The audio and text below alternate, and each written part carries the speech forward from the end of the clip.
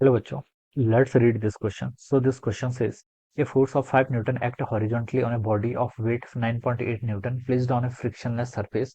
What is the acceleration produced in meter per second square? आपको यहाँ पर क्या बताना है, कितना एक्सेलरेशन प्रोड्यूस हो रहा है वो यहाँ पर कैलकुलेट करके बताना है. ओके, तो देखिए बच्चों, इस क्वेश्चन का की कॉन्सेप्ट आप क्या लिख सकते हैं. The key concept of this question, acceleration produce आपको यहाँ पर कैलकुलेट करके बताना है. ठीक है, तो फोर्स लिख लीजिए. चलिए, इस क्वेश्चन का की कॉन्सेप्ट. ठीक है, फोर्स हॉरिजॉन्टली क्या कर रहा है, एक्ट कर रहा है. ठीक है, तो देखिए कोई फोर्स है acting on a body of weight 9.8 frictionless surface. की बॉडी आपकी देखिए किसी फ्रिक्शनलेस सरफेस पे रखी हुई है. ठीक है, इसका आपको वेट यहाँ पर क्या कर रखा है, गिवन कर रखा है. ठीक है, क्या कर रखा है आपको, वेट यहाँ पर गिवन कर रखा है. बॉडी है जिसका मास मान लीजिए एम है.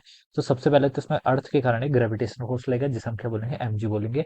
तो इस एमजी के कारण इसकी टेंडेंसी डाउनवर्ड जाने की होगी. तो इस पर जो सरफेस है, सरफेस इस पर फोर्स लगेगी ब्लॉक पर अपवर्ड डायरेक्शन में, जिसे मैं क्या बोलूंगा, नॉर्मल फोर्स बोलूंगा. और नॉर्मल किसके इक्वल होगा, यहाँ से आपका एमजी के इक्वल होगा. और यही क्या लगेगा, इसका वेट क्या लगेगा, वेट किसके इक्वल होगा यहाँ पर आपका, एमजी के इक्वल. ठीक है, हमें गिवन कर रखा है on a body of weight 9.8 newton. ये आपको 9.8 न्यूटन के इक्वल यहाँ पर से गिवन कर रखा है. ठीक है, अब देखिए एम जी की वैल्यू कितनी होती है, 9.8 मीटर पर सेकंड स्क्वायर यहाँ पर एज्यूम करेंगे. ठीक है, तो ये हो जाएगा इज इक्वल टू कितना हो जाएगा अपने यहाँ से 9.8 न्यूटन के इक्वल.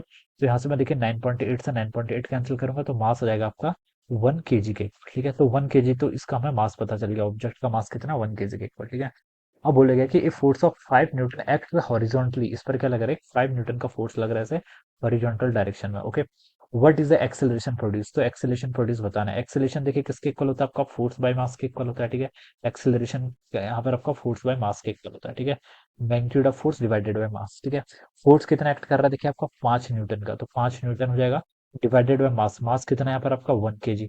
तो यहाँ से आप एक्सेलरेशन का मैग्नीट्यूड लिख सकते हैं 5 divided by 5 metre per second square. So this would be the magnitude of the acceleration, 5 metre per second square. तो देखिए 5 आपको देखिए बी ऑप्शन पे गिवन कर रखा है, तो हम लिख सकते हैं कि ऑप्शन बी क्या होगा, इसके करस्पॉन्डिंग यहाँ से आपका राइट आंसर हो जाएगा. Alright, so I hope you all understood this concept. All the best and thank you so much.